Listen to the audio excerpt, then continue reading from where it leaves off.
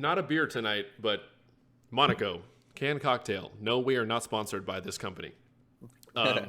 So, a Ranger sit down number 5. Is this 5? I've lost track. I don't BD know. Crown. Yeah, I think it's 5. We'll go with 5. I've been listening. Okay, Matt's been tuning in. All right, so it's 5.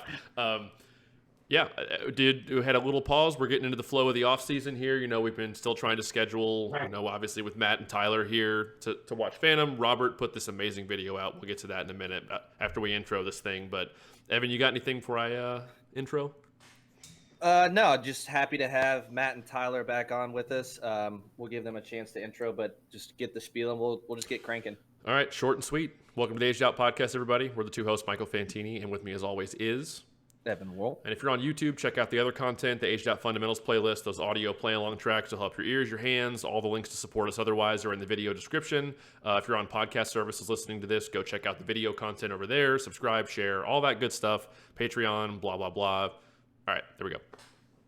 Yeah, just as a quick refresh, we have Matt joining us who does all the battery arranging. Thanks for hopping in, Matt. How are you? Doing so good. Matt has graciously carved out some time in between child being asleep and work and all that drama, life that is not drama. And then joining us from Texas, Tyler Sammons, who does the front ensemble arranging. What's up, Tyler? Hey guys, thanks for having us. Looks like Matt's ready to do some xylophone excerpt work for us back there. I'm ready. I'm playing it tomorrow. I can play you one measure that I have to practice a lot. All right, one measure. Life of a concert percussionist. Kind of, yeah. Yeah, exactly. Obviously grateful to have just these two components of what is a very diverse design team. There's obviously several people involved with drill, visual, music package, soundscaping, sound design, and all that, and I'm sure we'll get into it.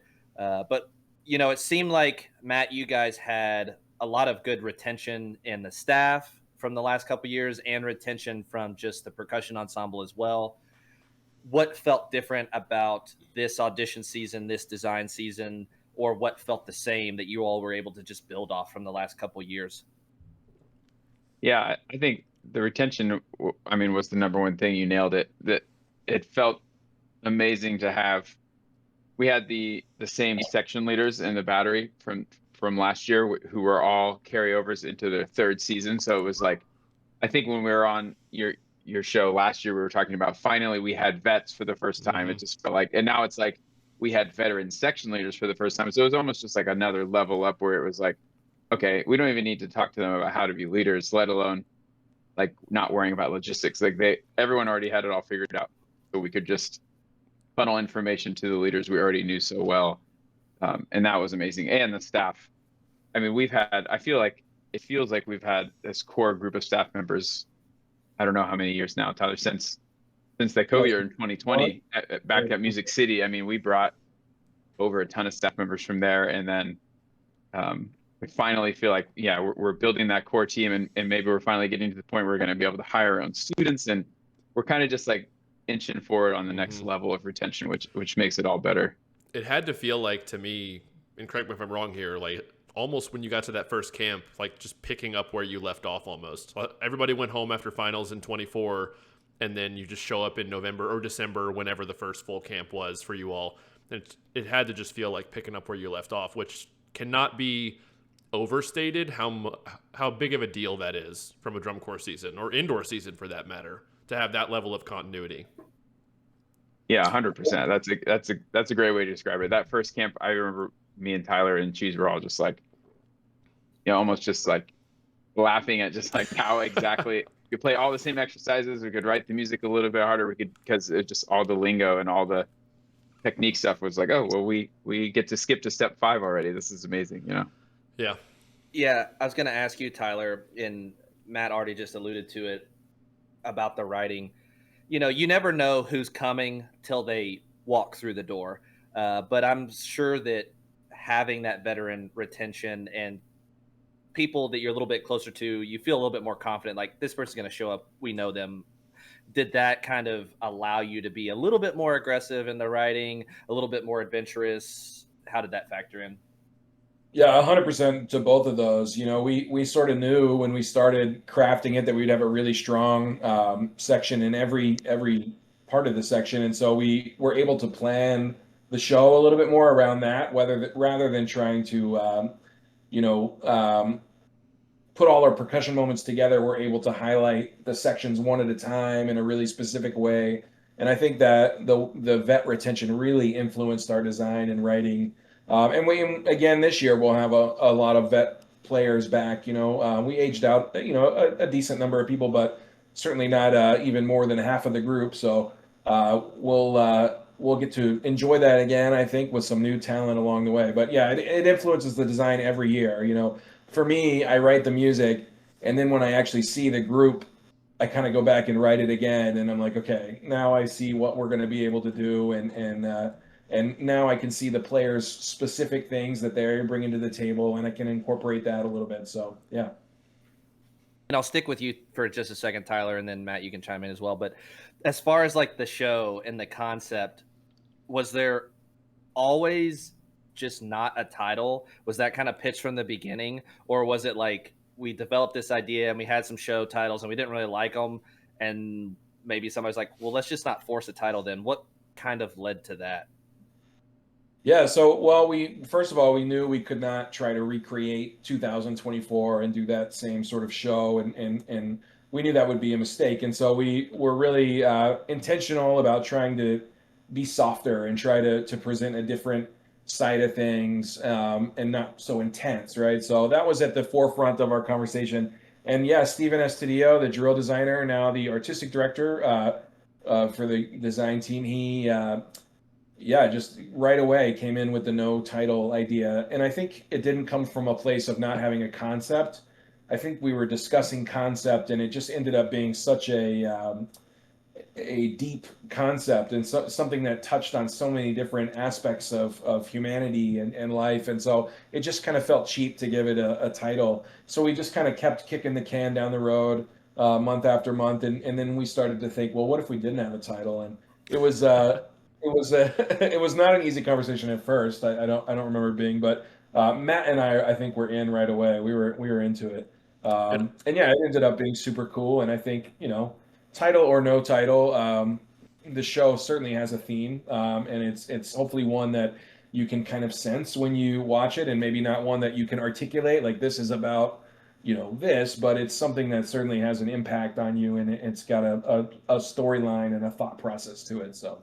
it almost felt like to me in not giving it a title, like those movies that leave their endings very open-ended for the audience to determine, like, what was Leonardo DiCaprio in Shutter Island actually crazy, or was he trapped on the island with the crazy people? And where it's like people can interpret the show the way they perceive it, and then maybe decide what it's about in their mind, or give it a label themselves, and then it can spark discussion and stuff. And that's something I thought about, at least during the season. So I thought it was really refreshing and cool to see something like that.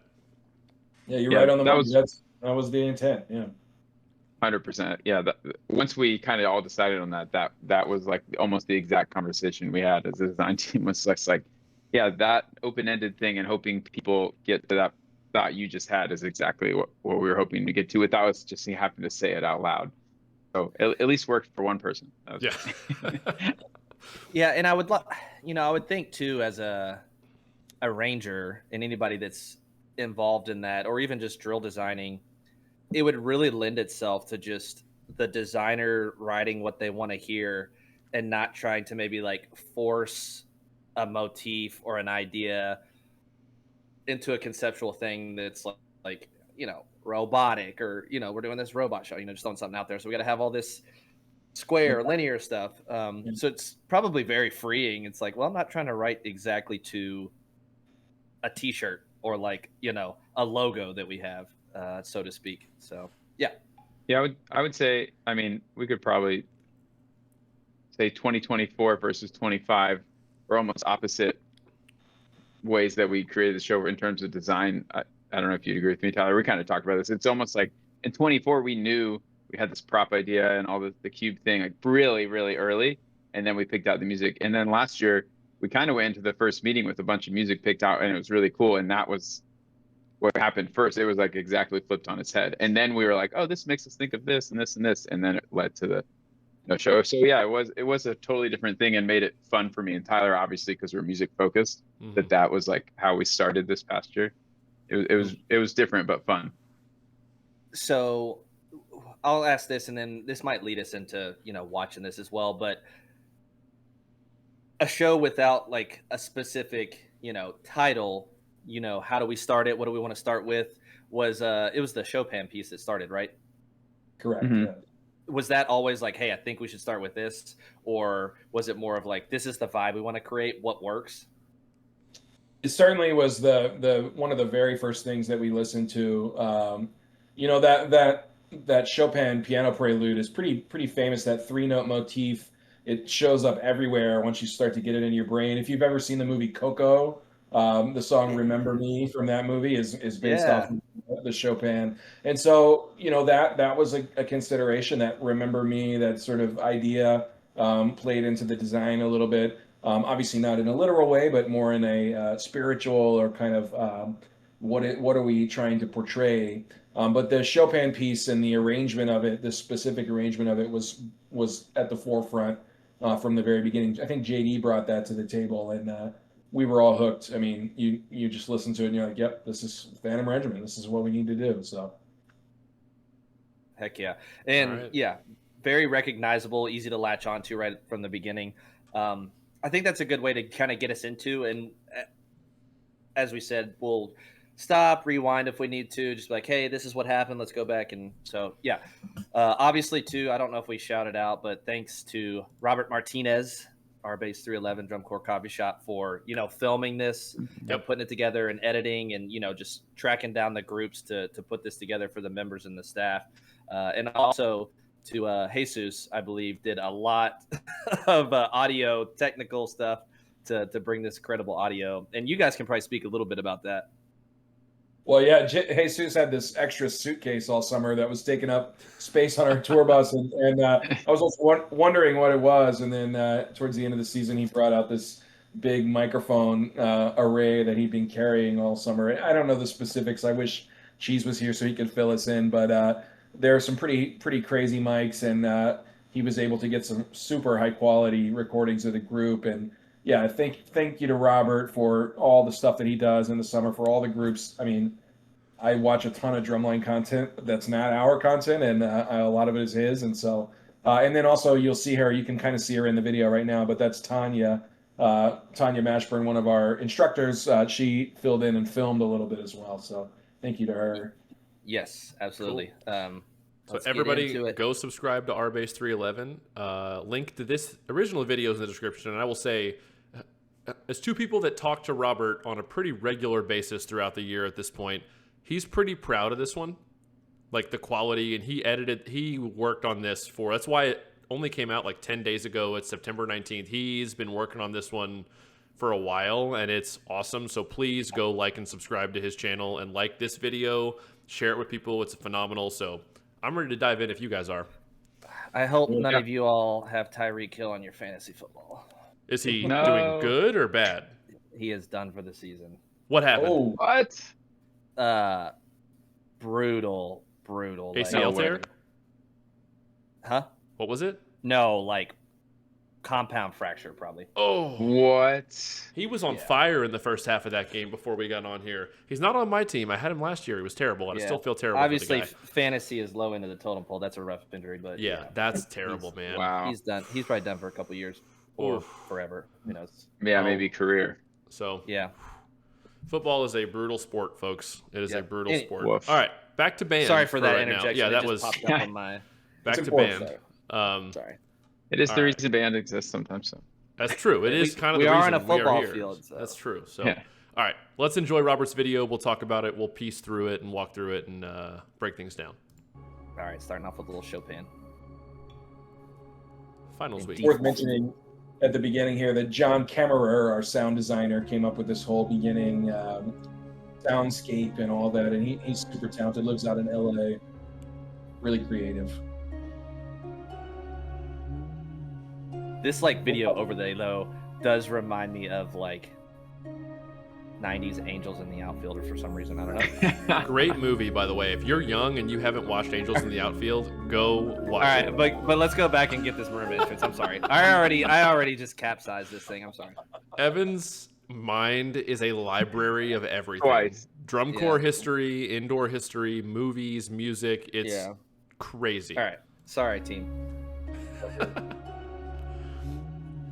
I was really inspired by David Maslanka, Crown of Thorns, when I was writing this very beginning here. So you might hear some of that. I love Maslanka. Just the permutation work in the triplets. Yeah, it's always a challenge to be the melody and your own accompaniment, and I think that's one of the cool things about playing marimba. So we always try to put that in there. The vibraphones had quite a bit of stuff here too. They're going to get into it here. Oh, that nice slowdown at the end of the phrase, back to the original rhythm.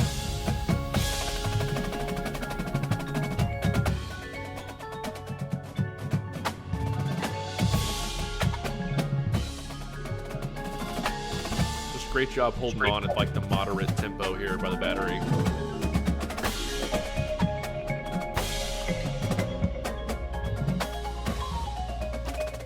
Yeah, this was me trying to do a nice mix of keeping it interesting for the battery, but we're also just so supportive, you know, behind the horns this whole time.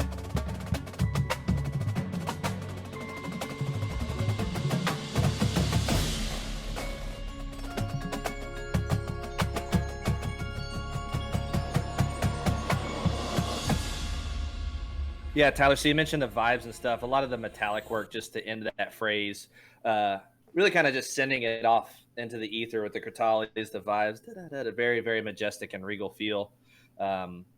Opening statement, obviously, battery, kind of like halftime feet, just a lot of big open stuff, like you said, Matt. Tyler, I know you guys didn't really have like a show, you know, we've already talked about theme, but was it more like, hey, this is what we want the opening statement to feel like? Yeah, we knew the scope and scale of it. Like right away, Steven, I think it was at the camps where we walked into this. We have this big indoor football field that we use at camps in Rockford, and the props were out there in the April camp, and Steven had kind of put them in the opening set. So right away we had an idea of the scope and scale of it. We were going to take up the entire field right away. And yeah, the metal shower, or I like to call it like the tonal wind chimes. It's just kind of something I borrowed from Sandy Rannick. She in her books for Phantom Regiment, that was kind of a classic thing that we did. I think most of the years that I was in the Corps, we had at least one of those. And so it seemed like the perfect place. We're kind of stuck on this major chord. We can kind of do those tonal wind chimes. So.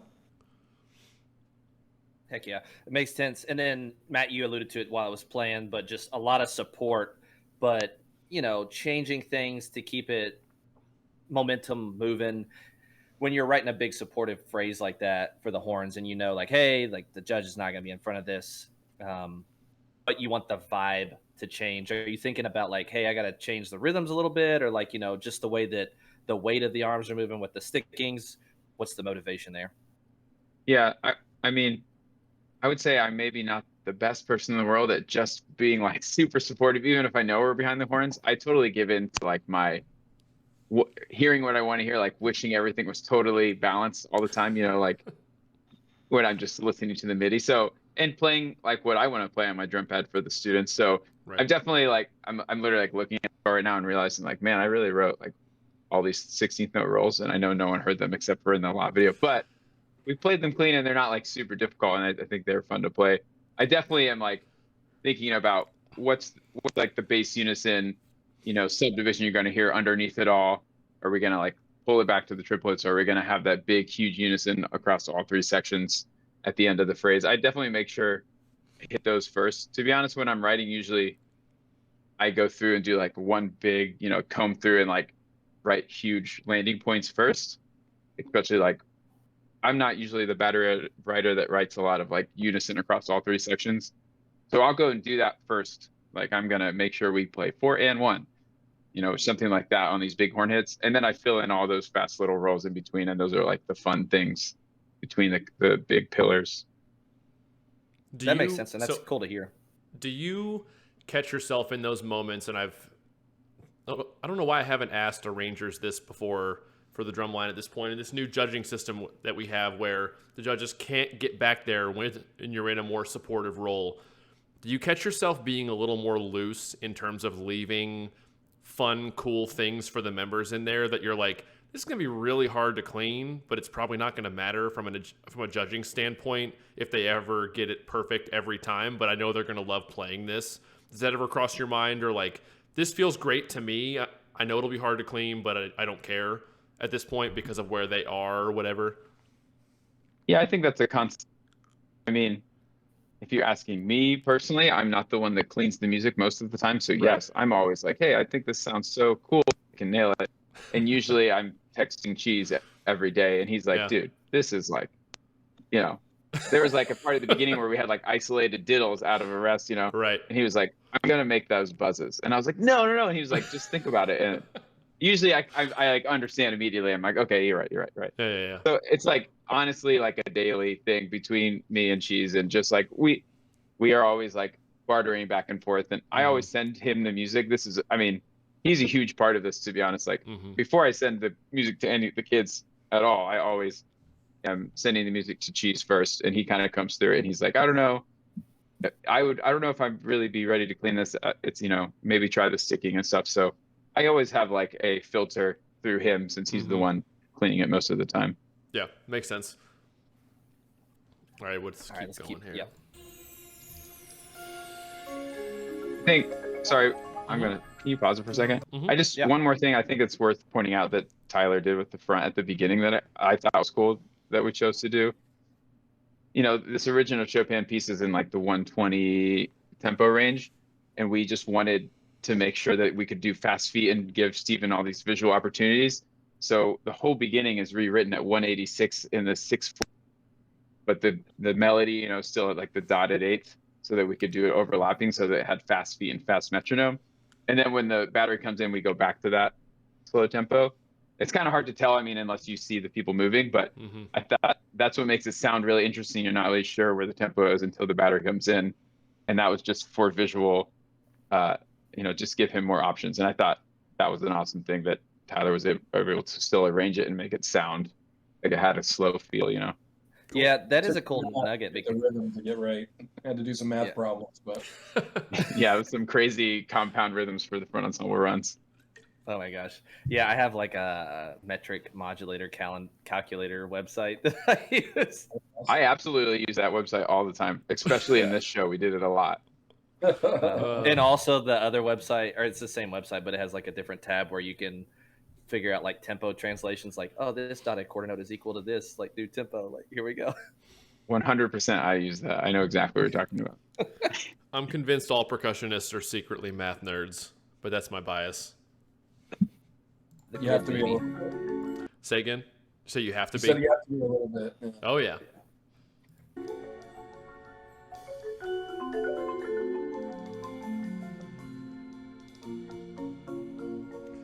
Great communication, feeling time together at the end of that phrase. Rubato.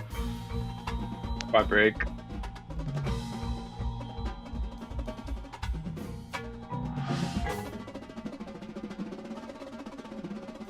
Just seamless. Love that part. That was the first 4 bars I wrote of the whole quad break.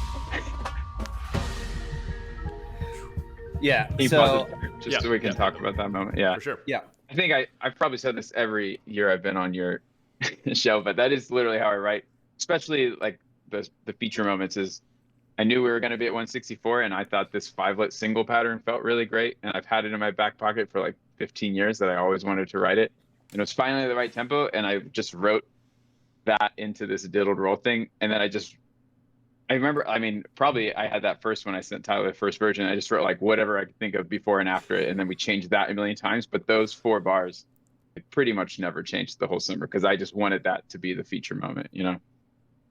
I love when you have moments like that where it just, you're like, I love this. I know this is going to work. It just, your first idea is just usually like, trust your gut. That's awesome that it just stuck the whole time. Yeah, it was just like, not very often that you're writing a quad break at 164, or I haven't gotten to that in my writing. So it was like finally I had some different skill sets I could play where it felt just fast enough, but I knew they could do it. Yeah. So yeah, it was like finally I get to write this pattern I've been wanting to do forever. And they crushed it. I mean, they were so good at it. Yeah, I love that too. Like Tim Jackson used to do that with us at Rhythm X. He's like, I don't know exactly what this rhythm is, but I know there's 13 notes in this space. Amount of They space. We're like, all right, Yeah. sure. I know good, the yeah. day you're talking about from 2011, Evan. It was 2011, right? 13 notes in like a. Yeah, it was like Do- double, paradiddle, right, left. Yep, He's like, just that's what two. it is. I was like, all right. He's like, just fit 13 notes in this space. I'm not going to write it out because I don't know how to, but just fit 13 notes with this sticking. I'm like, all right, cool. Let's figure it out. Yeah, that's the best.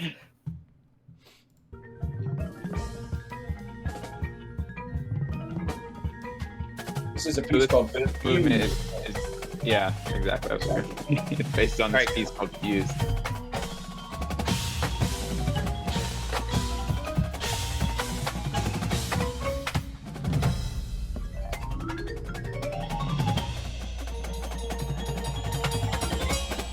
The bass layering on the snares there was awesome. This whole movement, there's kind of this like 5-note grouping theme that I have that comes up a million times. It was kind of in the original piece, and I got inspired in it, and ended up being like I'll pause. Yep. Pull throughout back the up a whole little bit. show. Go ahead. So you mentioned the piece Fuse by like, is it like what's the source material? Is it like a percussion wind? actually- Like what? It's like a chamber ensemble piece. This group in Miami, the recording we found is from this group in Miami called the New Deco Ensemble that plays just like new modern chamber music pieces that, you know, it has kind of a pop element, but it's really like a chamber orchestra piece. That literally me and Tyler were driving around during our design meeting weekend, and we're just going through Spotify like, man, we need to find another piece. And it was just like suggested piece, and we're like, wait, this sounds sick. And we like immediately got back from lunch and we're like, everyone listen to this piece. And it was like instantly like, oh wait, this is really cool. Yeah, it just like kind of snowballed. Like luckily we found this music and it worked so well and everyone was into it right away. Heck yeah. It's always good when those organic moments happen where you're just like, this is what we've been looking for. It just comes up on like a shuffle playlist or something, or you're just exploring 100%. stuff. It's freaking. It was a big win. Freaking great. The universe spoke to you. Go back a little bit. Yeah, and another Yep. kind of in between tempo, so it gave us a lot of like, you know, it's at 164, so I did a lot of like 16th note grouping rhythms to make it sound a little faster in the hands, you know, so it doesn't sound like a slow 180. I tried to make it sound more like a fast 150, if you know what I mean. Mm-hmm. Yeah. Makes perfect sense. Moving but comfortable. Yeah.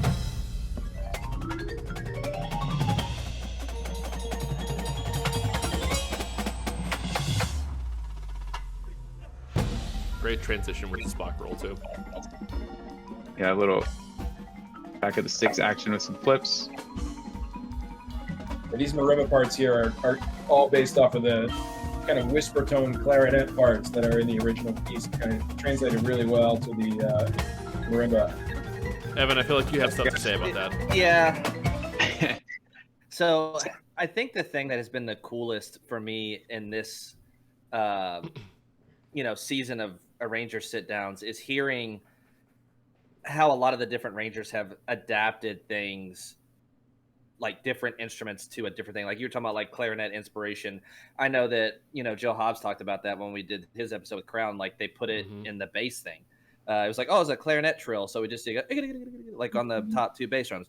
And like that sort of stuff, I think, is what keeps this activity fresh when people take things and it's like, oh, like, well, let's put this whatever instrument in the mellophones, or let's put this whatever instrument in the vibes or in the bass line or in the tenors. Like there's so many creative, endless ideas. Like, let's just try this and see where it goes. So I really think that that's cool. Like, taking this clarinet, we're going to modify it to marimba. Here we go.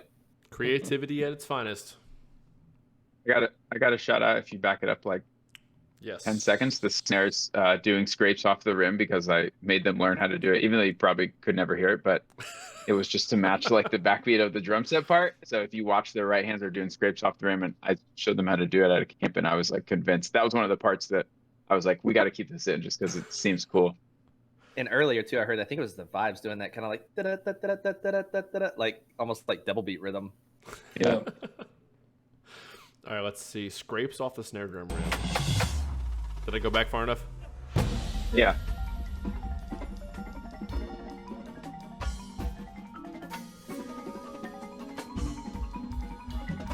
I can like hear the clarinet now too. Yeah. Oh, right there. Yeah. Yeah, they do it again right here.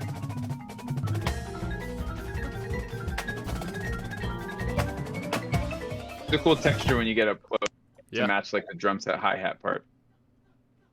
This is all brass feature. Wide intervals and spread in the arms. Nice. That's such a gutsy, ballsy transition right there. Just have the top two, just nail that.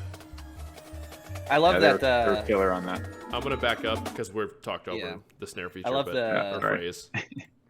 The tight grip fulcrum right hand, open the. Yeah. Mm-hmm. Oh yeah. That was like another little 5-note grouping thing that I got obsessed with while I was writing this movement. Dude, it's crazy how the activity. We were talking to Scott and Rudy about this. Like, I think Evan, you said that the 5-lit has almost become the new triplet, like the 8th note 5, or even groupings of 5 in general, because it just works so well at certain tempos where other rhythms and note densities are awkward in the hands for drummers at certain stuff. So many arrangers have just adopted that 5 as like their go-to in certain situations. I love 5s, so I'm a big fan. But this snare break coming up, a lot of the music that we play, like so far in Fuse, has been pretty true to the source, but our percussion moments are always the opposite of that, where we just kind of know we have this amount of space, or we know we need to fill the middle of this chart, and it's a process of I'll write out a couple of little ideas and send them over to Matt, and then he'll either change those or come up with his own or add to them and send them back. And so we have a good process of how we come up with the original material that makes up most of our percussion features. And just to add too, we were really intentional, like I said, about, okay, we need a moment for the quads, and you saw that one earlier. This is the snare drum moment. And so we were really careful about how we parsed it all out. Mm-hmm. A question off of that then, Tyler. Do you ever like send something off to Matt and then he writes something is just like, now when you open it up, don't like just give it a second, and you open it up and you're like, this is not gonna lay over top of whatever. All the time, yeah, all the time. All the time. I literally can think of so many times that I text him that I send him the file and I'm like, don't pay attention to the first 5 bars, they're all gonna change. I know this is ambitious. Pretty just messy until we can get it figured out, but it's a good creative process, and one that we've been doing since we were 19 years old in college. That's why we work so well together, as we kind of came up with this process of writing together so long ago. So that's awesome. It's awesome.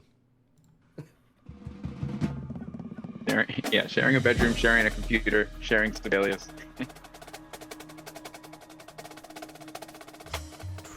Deviled eggs. Like alternate, deviled egg, aviator feel.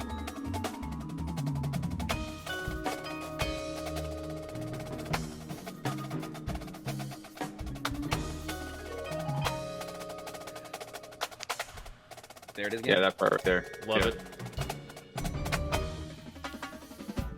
My old age favorite rudiments at this point. Exactly. It's like a variation on an egg beater with the triple left. This is all mixed meter, getting shorter and shorter bar lengths.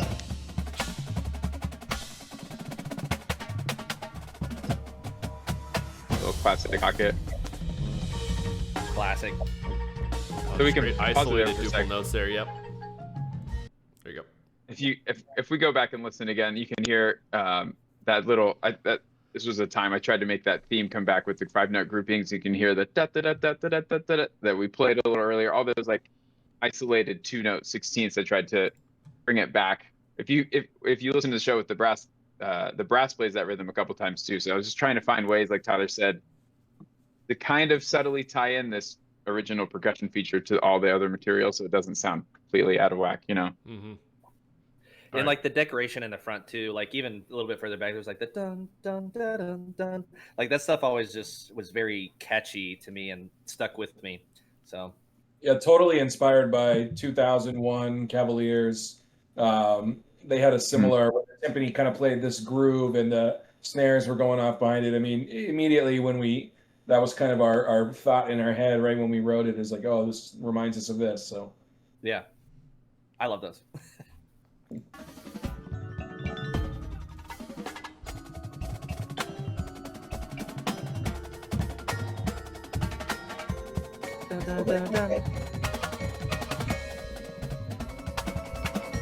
There.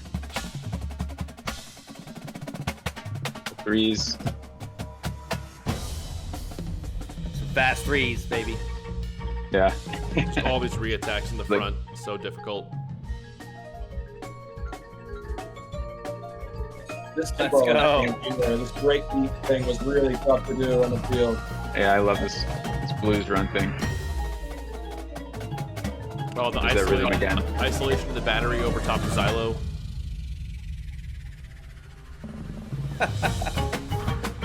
Great bass transition. The 5 grouping there again.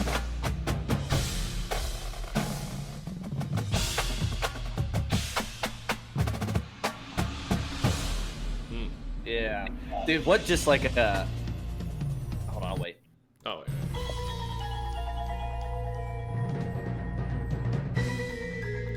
drum set over to the timpani.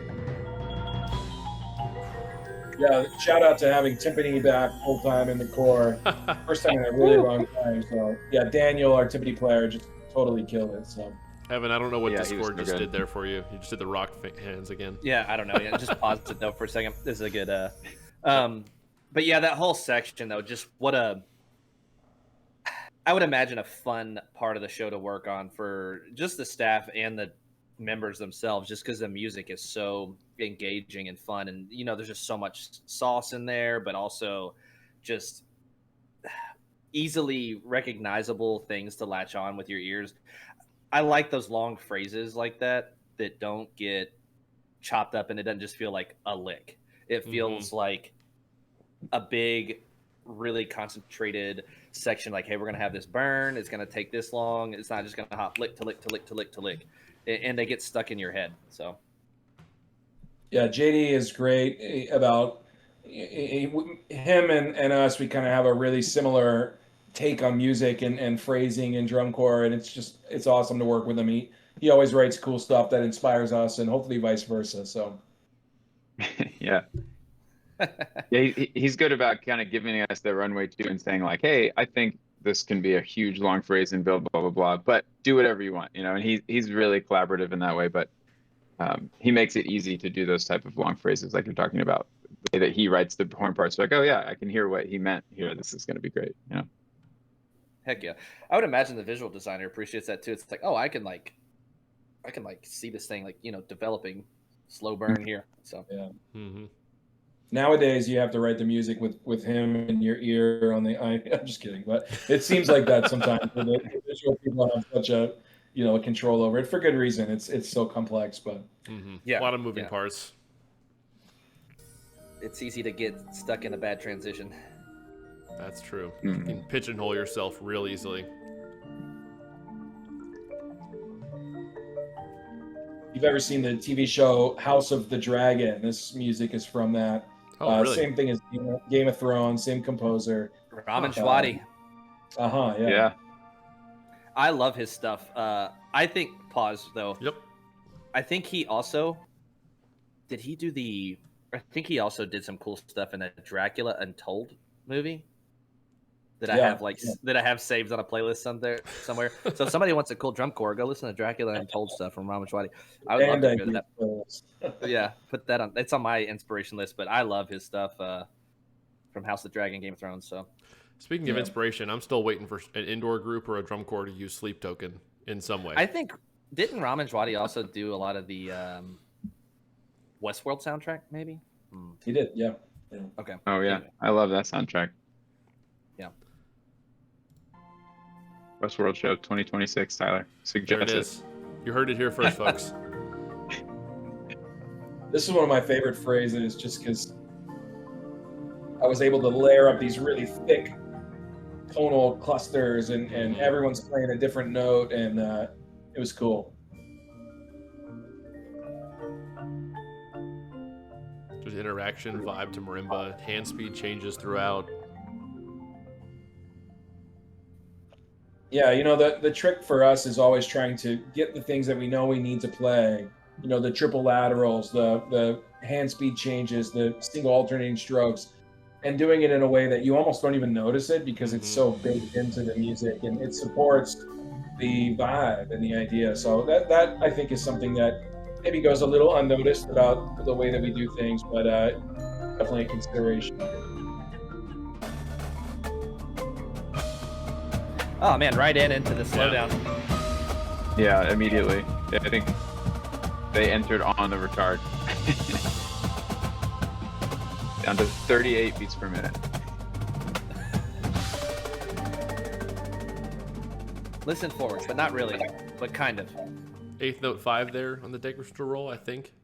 As it. Yeah, it switched. They rolled down to the 5-0, singled at the end of the 5-0, and then switched to 30 seconds at the peak. Yeah, that was a intentional kind of exposed moment. It was so thin, and you could hear the snares come out above everyone. That we got noticed for a lot in a positive way. The end of the spell. Go back. Yeah, I want to get that re-attack there just on the Glock. Whew. Just the timing and the delicacy.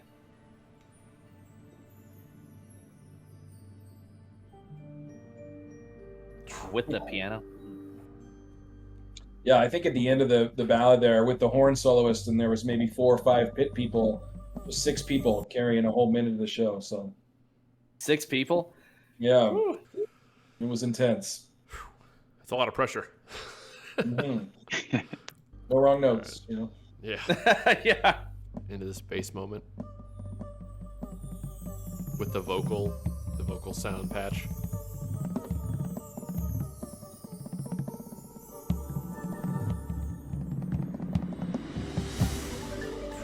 Yeah. Yeah, this like piece what of Tyler was talking about. For a second. Say pause. Yeah. Go ahead. So this tune, we knew we needed to come up with. It had to fit into this really unique emotional space where we needed to be intense, but also sort of reverent. And it's really, when you get that task, it's hard to find the right source music. So what we ended up doing is just kind of combining a lot of sources. We were really influenced by Tigran Hamasyan. You can hear that directly, that influence in the music. But also, like, some of the soundtrack from The White Lotus influenced me a little bit because I was just watching it at the time we were putting this together. And so that vocal patch, and it just kind of all comes from that same, just that palette of ideas that we came up with. And yeah, this is our moment for the basses, obviously, where we were like, okay, now it's time to put that out there. And I think when I imagined it, I didn't imagine the bass drums being so exposed, where it's literally just them and the synthesizer, but it ended up being a killer moment for us. So I just love the writing of the bass moment too, just because you have all those 8th note spaces throughout that where they just shoot the run up or down the drums or around it. It's not a run-on sentence, and it feels very like it flows very well, and it's interesting as a listener. Yeah, I know a lot of arrangers have already said this, and I think the same way. But I mean, as a non-bass drummer, when I listen to a bass solo, I want to know where the beat is. I think that's an advantage. So I really intentionally started it like with a count off, so that everyone could be like, I want you to feel this pulse, even so though you can it's quarter note follow triplets. the whole thing. Yeah, it's at 192 and he counts off quarter note triplets. So, but it doesn't matter how the audience feels it, as long as you're feeling some type of consistent pulse. And then, like you said, I put a bunch of spaces in there on downbeats so that at least you could kind of bob along, and that was really intentional for me. I've been trying to make that a thing every time I write an exposed bass thing, that you can follow it. Maybe you can't transcribe it, but you can follow it. I think that's smart, just because so many times, unless you are a bass drummer and a very experienced, knowledgeable bass drummer, bass features just come and go so fast, and you're like, the notes sounded even, must have been great. Like, I don't know what's going on there. I don't know what the theme is. It's just like it sounded hard, even if it might not have been. Where if you work that checkpoint into it, I think that's really smart as an arranger to work that in there to allow the audience to really digest it. Because I know I struggle to digest super cluttered and fast bass features all the time. So it makes perfect sense to me. Shout out to Bass Flams. Agreed.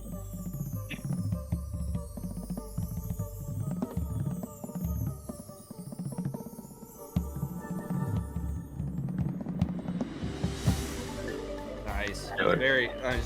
Very well done. I love those little 5-stroke bursts. This is probably my favorite lick in the whole show Oh right man, here. go back. The marimbas with the snares. That snare rimmer with better, Yep. yeah. Yep. Yeah, it like lines up with the melody, with the press buzzes, and yeah, I loved this part.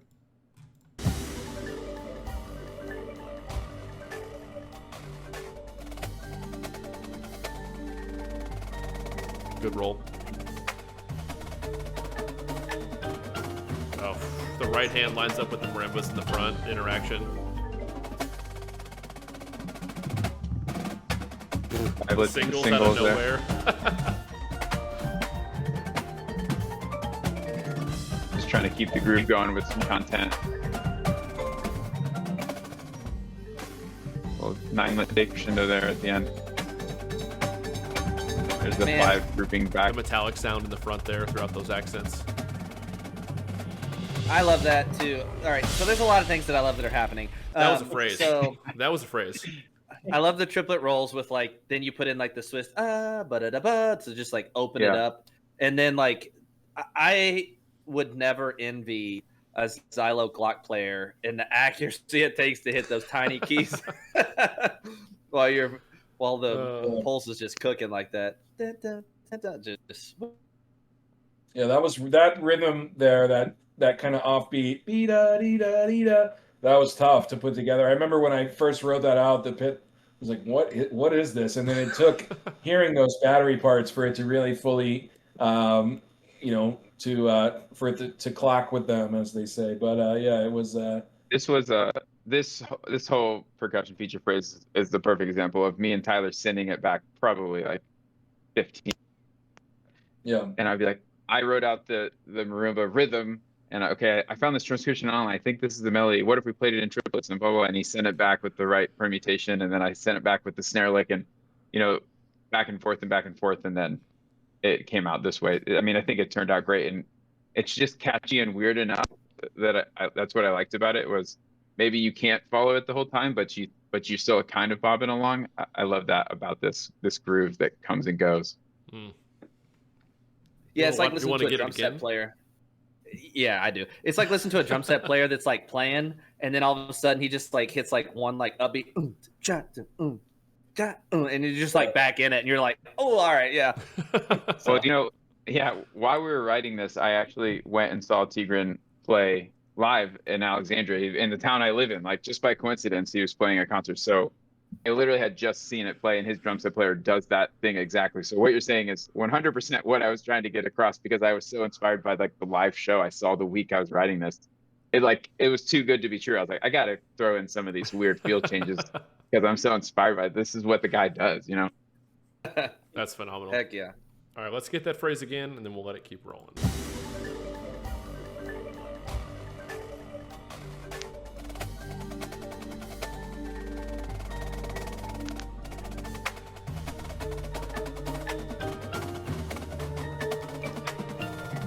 The little stutter with the 2 presses and the snare line. The flat line blend.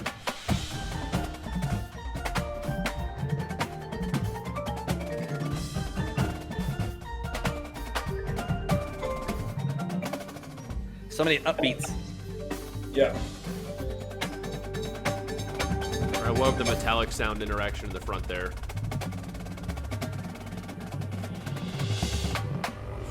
All the left-hand drags throughout that as the right accents and everything. Just so much interplay.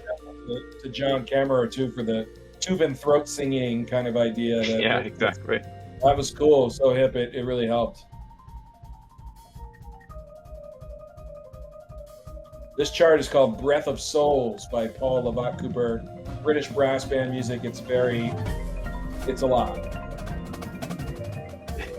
It always lends itself really well to drum corps, though. Yes.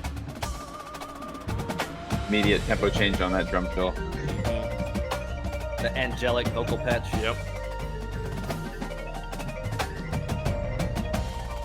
Man, Rima's just Ripping. Yeah, you know, we really tried to push the limits of the chops. And it's not just the Rimas, the vibes, the xylophone are in on this, and Jeez. Yeah. it's a phrase. It's a long All phrase. skate. They're still that was a long. Good lord. It was even longer, but Matt made me cut some of it. I did.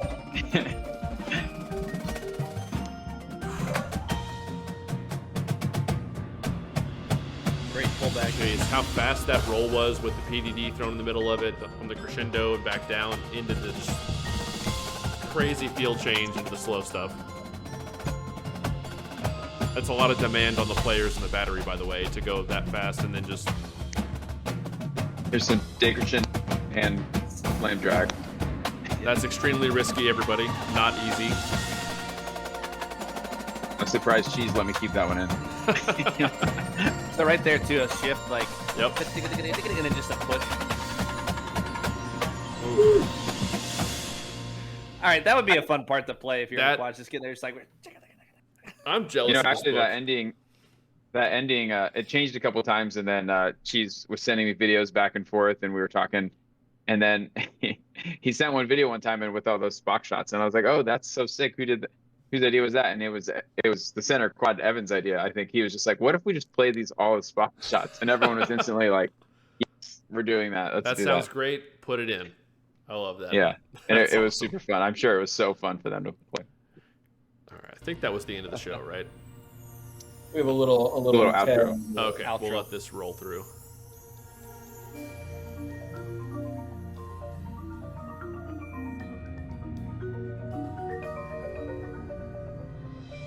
Yeah, I used lots of layers here.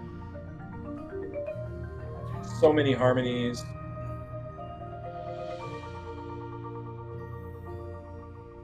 And this really ended up just becoming a project with me and John, the sound designer, just to get it exactly right. He nailed it. So, you know, Tyler, Matt had mentioned earlier that he likes to sketch out like a lot of like kind of his arrival points. Like, you know, I'm going to do this and write to that or fill in the gaps in between. When you're sitting down, like I always am very impressed by people who do front ensemble arranging just because there's so many options. So many possibilities. Do you kind of just like listen to the source material and hear like a primary voice? Is there something that's kind of usually like, hey, it's comfortable to start with this instrument, but maybe I'll end up like, hey, no, I don't want this to be the lead. I want it to be the vibes or the synth or whatever. What's your process in that?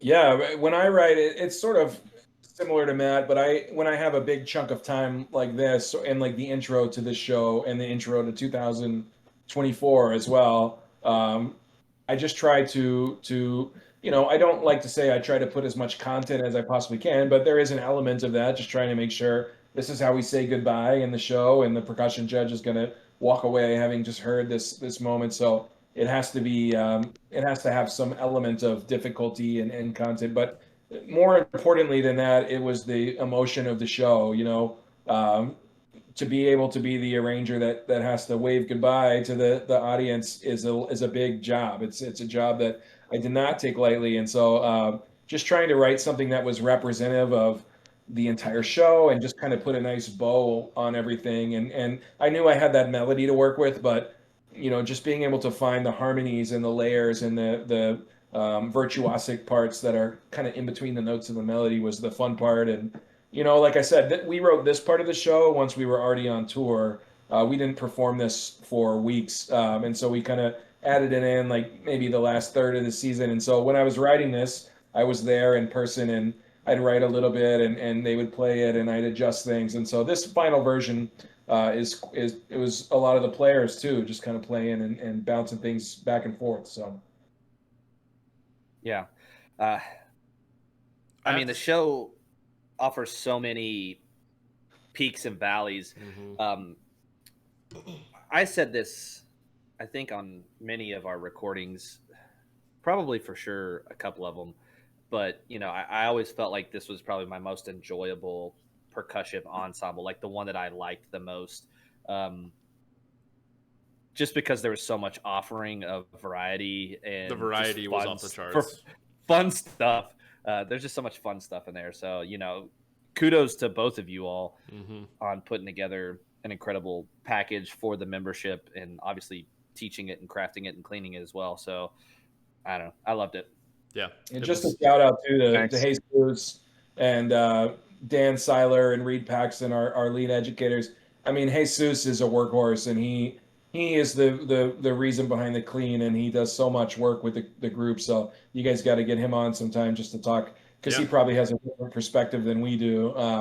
But he really is the man. And our whole staff, they're just excellent. The members, like I said, we have quite a few coming back. So we're just excited again about next year and the possibilities. So.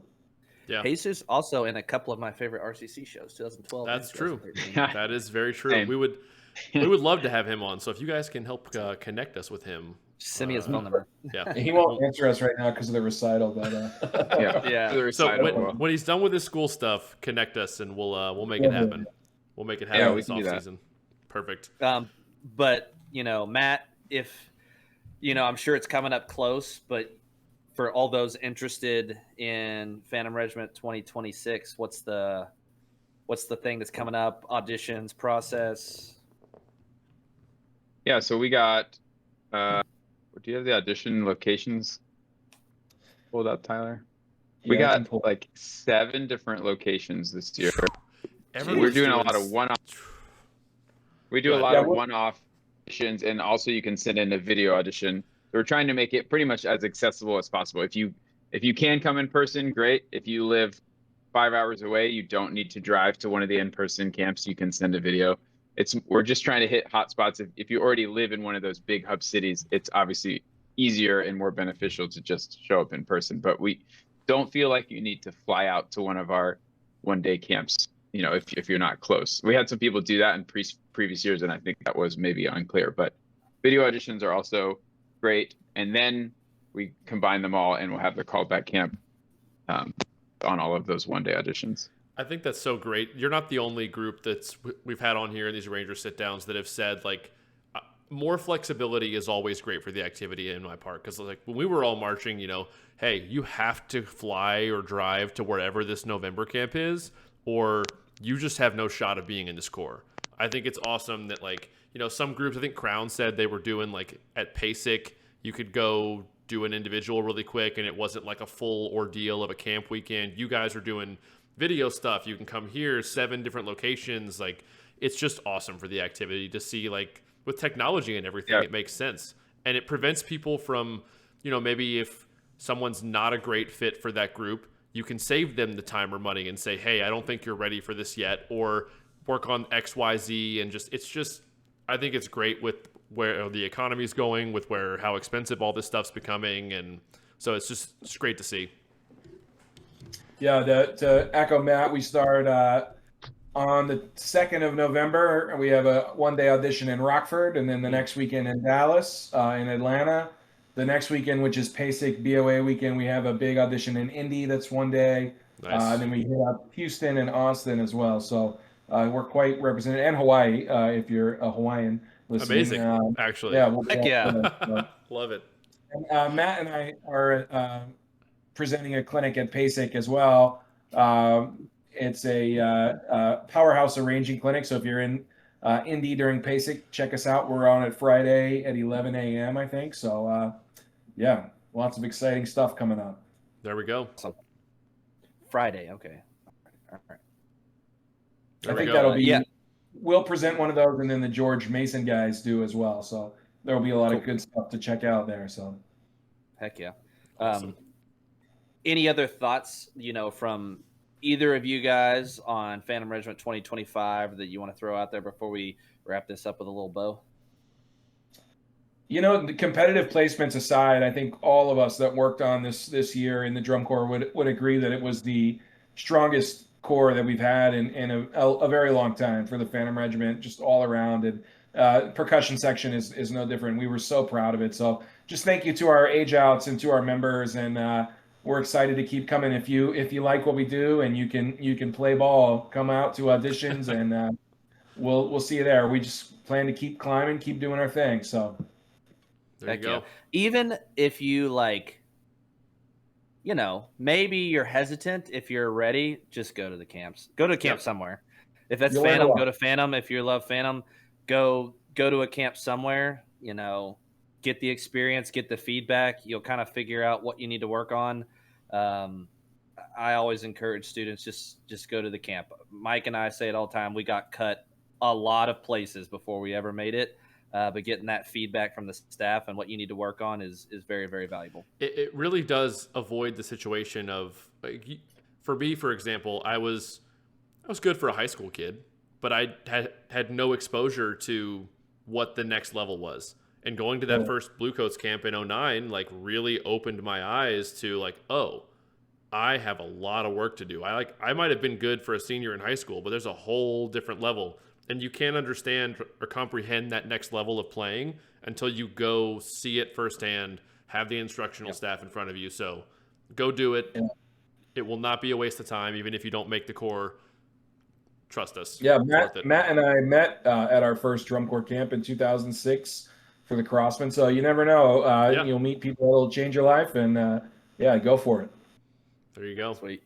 Well, this has been awesome to get some inside baseball stuff. Robert, thank you for putting this together. Jesus, anyone involved with the making of this video, freaking phenomenal. Go like it, share it, promote the video. It's awesome. I got nothing else if you guys don't. No, thanks guys for having us on. It was fun. Thanks again, everybody. Comment, like, subscribe, share. All the links to support us are in the description. Original video links are down there as well. And we will see everybody in the next one.